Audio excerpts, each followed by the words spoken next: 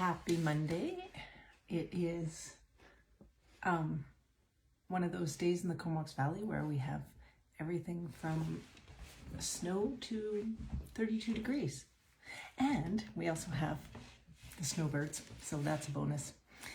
So today we are going to have a little conversation, or I'm going to share a little bit of information about families and why they're so frustrating. And this is all in support of your growth, my growth, our growth, and to help shed a light on why family just triggers us so intensely, and we can feel hurt and pain so much more from family than from other people. So I just thought, I'm going to just share some insights and maybe it will help and give you some tools and some skills as you move forward, especially if you have that one family member that really challenges you. So I want to start just by sharing how important it is for each of us to make peace with our own individual past in order to be able to access our true and our authentic self. In order for us to be able to actually step into and own the greatness of who we are, part of the process is learning to make peace with our past. It is absolutely essential. It's imperative that we basically shed the cape of anger and resentment and shame and bitterness so that we can access the greatest parts of ourselves. Until we put that backpack down, or we take that cloak off, we can't actually access the greatest part of ourselves. So until we let go of the past, we pack it with us wherever we go. And as we all know, that shit over time weighs a ton. So part of this conversation today is about learning how to put the backpack down. So the backpack is ironic because very often we are the ones who are carrying the weight around because we're the only ones carrying the weight around because the other person or persons have moved on and basically left you or us with the mess, which may or may not even be yours to clean up. So if that sounds familiar, it's also very common. So there comes a time in life when you will realize that no matter what you do, this piece is so important. No matter what you do for that person or those people in your family, it's never enough.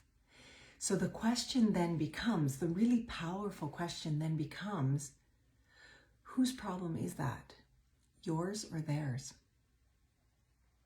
So the more I hang out in this world of personal growth and expansion and awareness, the more I realize that family is always swirling around at the perimeter of this expansion. And there's a reason for it, a very powerful reason.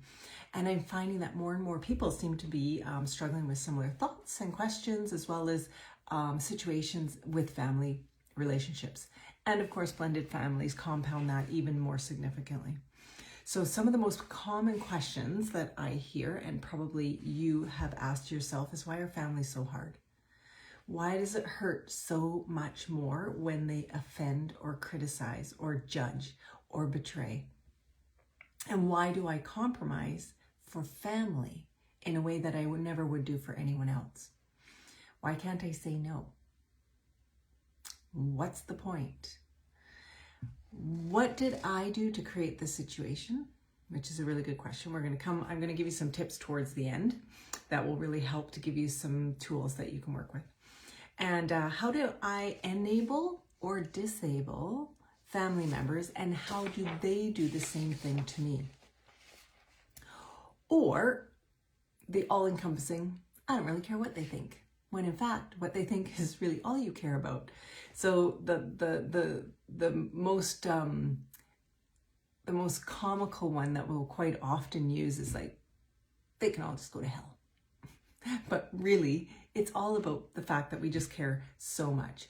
So here's the thing. Here's the coolest thing, is that families are like, if you're traveling down the road of personal growth and expansion, families are the ultimate sandbox to play in. They teach us our greatest lessons, and each family member is a gift, even if it doesn't seem that way. If it always seems like the person is a thorn in your side or a rock in your shoe, a burr in your bonnet. Every single family member is a gift, and they're there to teach you a lesson. And they can be our richest source of growth. And the bigger the challenge, the greater the growth. If we have the personal awareness and skills to understand that. So they're meant to teach us forgiveness and acceptance. They're meant to teach us healthy boundaries and self-respect. They're meant to teach us patience and gratitude. They're meant to teach us unconditional love and self-love, just to name a few things. And this is always a super fun thing to do with clients who are working through whatever they're working through, and family is kind of over here and they're dealing with something, is really looking at every family member and identifying for yourself, okay, when I really sit back and look at it, what is the gift that that person has given me? Even if it's super, super challenging, that person is there to teach you something amazing. And they are often a mirror for what we cannot be with in ourselves. The stuff that's in our blinders.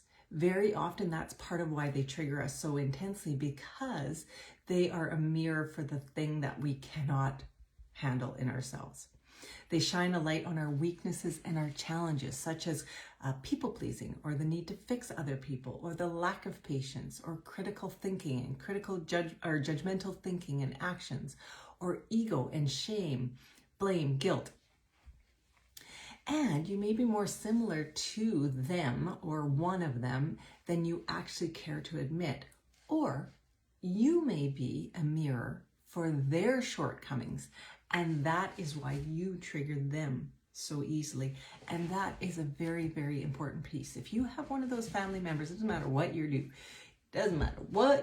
you are always triggering that person. Chances are you are a mirror that they're looking at, and all they see is their shortcomings. So what if we choose our families based on what we're here to learn? That can be a little bit of a sort of a woo-woo concept, but just hear me out on this. What if you actually choose your family based on what it is that you want to learn in this human experience?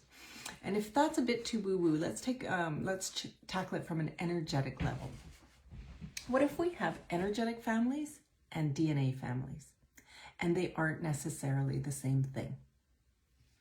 So you can have two very different sibling frequencies with the identical DNA, which explains why there's absolutely nothing about the two people that is even remotely similar, which is why twins and siblings can be so incredibly different.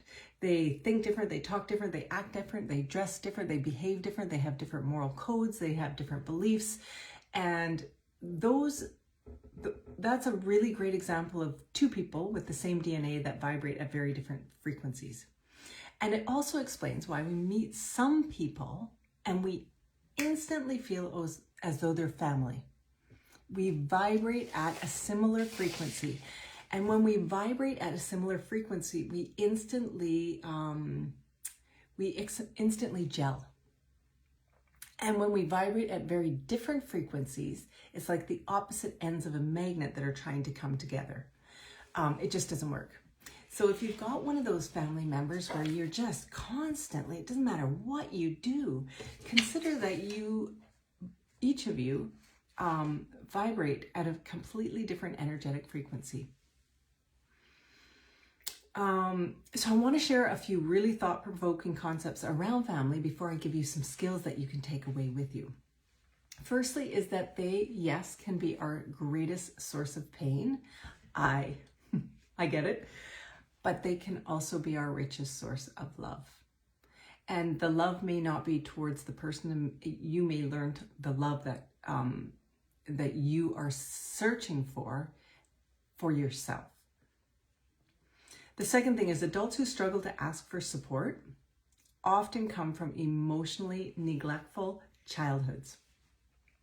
And they spend their adult lives trying to people please themselves into feeling the emotions that were neglected as a child, except that doesn't work. So if you're one of those people that is always trying to people please or fix everything and everyone in the family, just maybe ask yourself, what is the emotion that I'm trying to feed by doing that constantly, especially if you're doing it constantly and you're not getting anything back. There's a reason why that's happening. There's an emotion that there's a void that's not being filled. Black sheep. Are you a black sheep? I know I tend to be the black sheep of the family, and that's perfectly okay, because the black sheep of the family is often the one who sees it all for what it is. And they often become the self-healers in the family who break the generational curses of fear, guilt, shame, all of those things. And they go on to start their own healthy lineage. The black sheep is often misjudged and excluded because they trigger the shortcomings in other people. So if that resonates, just know, don't change. Be your greatest version of yourself and just know that you're not responsible for how the other people receives your greatness. What they think of you actually isn't your business. I love that saying. Bad behavior in a family member, continuous bad behavior in a family member, is very often unexpressed or repressed hurt in disguise. So this is not a get out of jail free card. It's an opportunity to see family members as the wounded souls that they are. And these wounds are wounds we may know nothing about, that they will never heal because they're not on that path. They're not on the journey of expansion. So they will never heal, and therefore they will never change. So trying to change them or fix them is just energy out that is likely not going to serve you in the long run. It's kind of like banging your head against a brick wall over and over and over and over and kind of wondering, why do I have a headache? Albert Einstein once said, it's one of my favorite quotes, that the definition of insanity is doing the same thing over and over and over and over and expecting a different outcome. And we're all guilty of it in terms of family. We just want the best. We want our families to be whole, and we want to fix the family members that are hurting. And sometimes it's just not our responsibility to do that. Sometimes it is, sometimes it's not. And this is often the way with families, where one member keeps trying harder and harder and harder to please, or to be seen, or to be appreciated, or to be acknowledged. And yet the person they desire the acknowledgement from simply isn't capable of it. It doesn't matter what you do, it ain't going to happen. So one more really important piece is around trust. So trust comes from laws and rules and moral guidelines, and they're there to make us feel safe. Like rules of the road make us feel safe while we're driving a car. The rules of the law make us feel safe that we're going to be protected in our home and all of those good things. But there's probably the most powerful form of trust is the trust that comes from within each of us, that lives within each of us. And it goes hand in hand with power from, which is the power that we were born with, that as we experience life, we tend to give a lot of the power away. And we can take the power back. So the trust and power that I'm talking about are the trust and the power that live within you. And I get the whole, I can't trust something. I've had my own experiences with it many, many times. And what I've learned is that when I really stepped into my own trust, like I trust my voice, I trust my knowing, I trust my truth, I trust I responded accordingly, I trust I will be okay, I trust that if they keep treating me disrespectfully, I'll be okay as long as I respect myself. So that trust piece that's so important in family is the trust that lives in you. The trust that you silence when you keep questioning yourself or when ego is driving the bus. Then very often what happens is we silence the trust that lives within us. We silence our voice. We silence our intuition. And those are the pieces that when you stand back it allows you to see family for what it is, and family is an opportunity to grow. So here's some really useful skills that I would love to share with you that each one of you can take away and use in whatever way works best for you. And the first one is personal responsibility. Personal responsibility in any relationship is a game changer. So what am I responsible for and what am I not responsible for? Period. Where is the line in the sand, and what am I owning and what am I not owning? If you want to own how other people see you or perceive you or think of you, that is giving away a lot of your power. Because what other people think of you is none of your business. As long as you know with absolute certainty that you've conducted yourself in a way that is kind, truthful, and necessary, then the rest, she don't matter. So that personal responsibility, what am I responsible for and what am I not responsible for, is a game changer. It's like the first step in understanding where you stand. The second one is healthy boundaries, which of course is a very common conversation and a very difficult one for a lot of people when it comes to family. I learned the hard way. I'm really good with my healthy boundaries for the entire world except my family. I compromise my healthy boundaries in order to ensure that everything stays the status quo. And what ended up happening for me is compromising my healthy boundaries ended up causing me probably the greatest anxiety or stressful situation I've ever experienced in my life. And your healthy boundaries are yours to choose. It's part of your power from, and it's part of your truth, and it's part of your trust. So do not compromise your boundaries for family. And your healthy boundaries can be, I mean, everyone's are different. Some of mine are priorities, time priorities, exercise, personal family time, nutrition, like all of those things, depending on how you prioritize your healthy boundaries. When you say, oh yeah, but they actually don't count when it comes to family. If someone needs me, yeah, I'll skip my exercise in order to make sure that I go pick them up their favorite bread because, they don't actually like to drive. Well, they can probably go on QF online and order their own damn bread. So really getting clear on what your boundaries are, which is different for everyone, and then not compromising them for anyone. They're healthy boundaries for a reason. It's not selfish, it's self-aware, and it's self-respect. So the third one is personal challenge versus an opportunity for personal change. And I'm going to use the classic example of Christmas holidays. When families get together and, there's all these dynamics that happen, and very often the identical dynamic happens every single year. Uncle Bill shows up hammered before he even gets there, and Betty starts nipping at, Molly Sue, and the whole thing falls apart. Next thing you know, someone's wearing the turkey on their head. So the whole Christmas experience can be amazing, and it can be very stressful. So it's an opportunity for personal challenge and or an opportunity for personal change.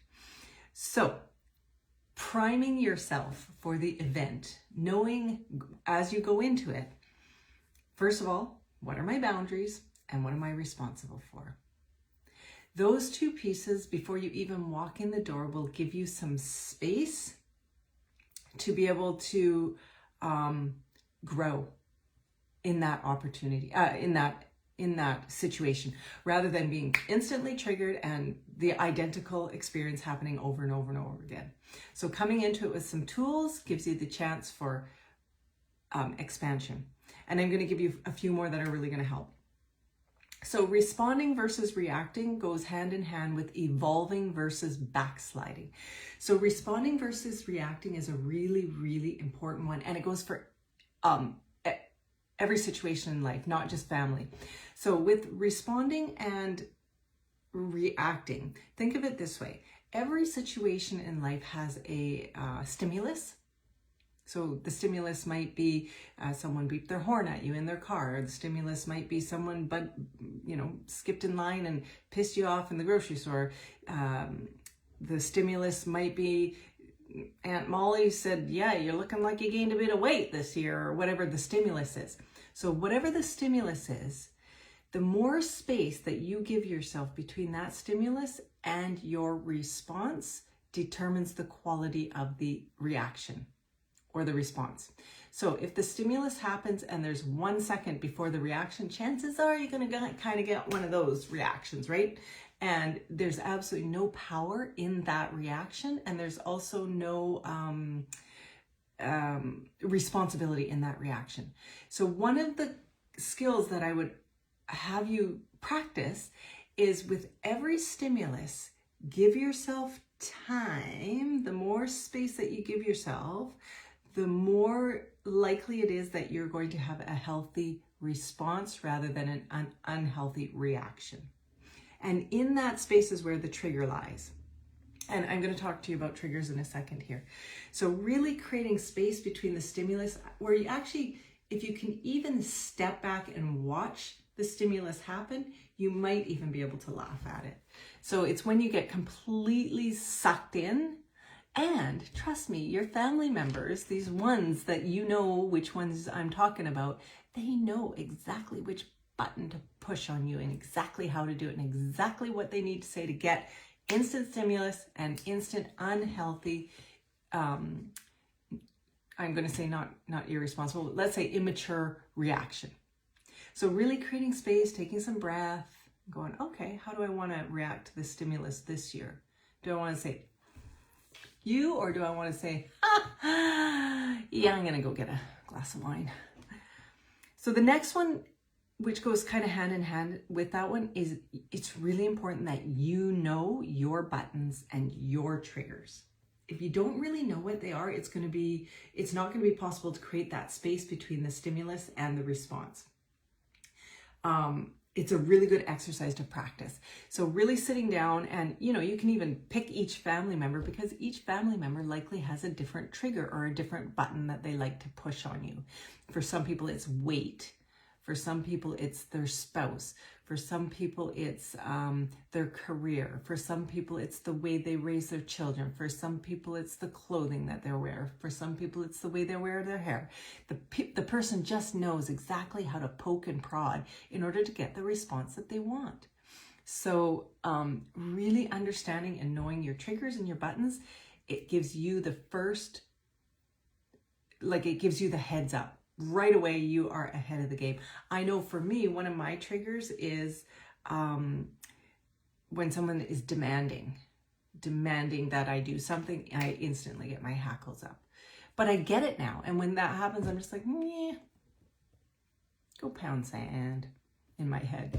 So really understanding your triggers, and this goes for everyone, it can be your coworker, your boss, your kid, that gives you some of that power from within.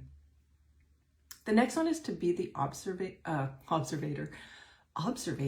The next one is to be the observer rather than the instigator.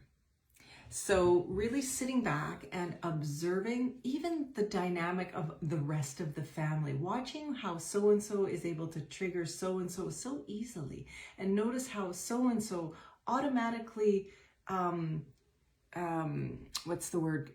basically disappears. They're there, but they're not there at all. Just notice what's going on and ask yourself again, what am I responsible for and what am I not responsible for? What do I want to get out of this exchange? What's important here today? What's really important? Is it being here, or is it being right? Is it winning, or is it just learning? What's important here? And when you can always remind yourself that each one of them are there to teach you something, and you can remind yourself, what is it that person's here to teach me again? What is the gift that person really is?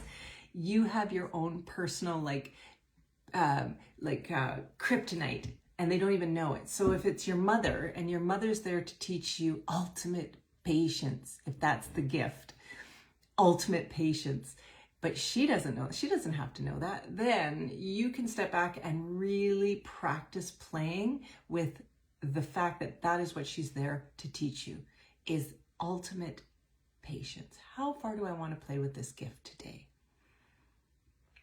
So some of the gifts that family are really meant to teach us is patience, love, acceptance, kindness, empathy, inclusion.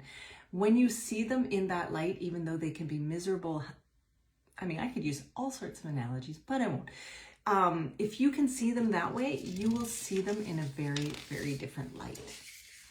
I went through and I was able to identify for myself what the gift is for me, for every one of my family members. And now whenever I see them, even if they irritate me, that's actually how I see them now, is the gift that they're giving me rather than the rock in my shoe.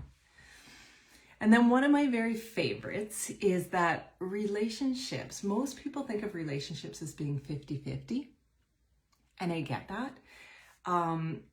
So often family members, relationships are like 80-20, 60-40, you know, that kind of a dynamic. What if we were able to reframe the whole concept of a healthy relationship not being 50-50? Because I bring 50%, you bring 50%. What if a really healthy relationship was 100%, 100%? I'm going to give 100%. I'm going to be responsible for 100%. And I'm going to ask you to do the same thing. It's called reciprocity, truly. Reciprocity. You can be a container or you can be a sieve.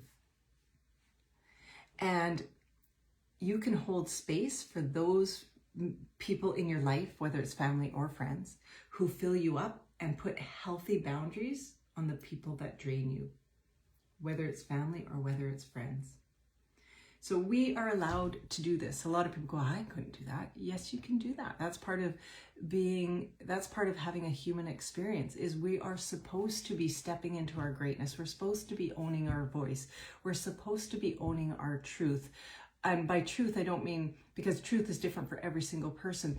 The truth that you know you are stepping in and being 100% the best version of yourself possible at any given time. So I get it. I actually do get the whole family situation dynamic and how challenging it can be. And I know I've done a lot of work on it myself, and I have come to the realization that I prefer to see every family member as the gift that they are, and to learn from them and become the best version of myself that I can be through the eyes of, not through the eyes, but by mirroring the greatness in each of them. And it's an opportunity for maybe you to do the same. So I'd love to hear what you have to think about that, or what you have to say about that. And if you have any comments, you can certainly share them with me, especially if you're in the closed Facebook group, Voice of Choice Conversation. If there's anybody watching on Instagram, I've got quite a few people here who'd like to join us in the closed Facebook group, which is where we actually get to continue the conversation.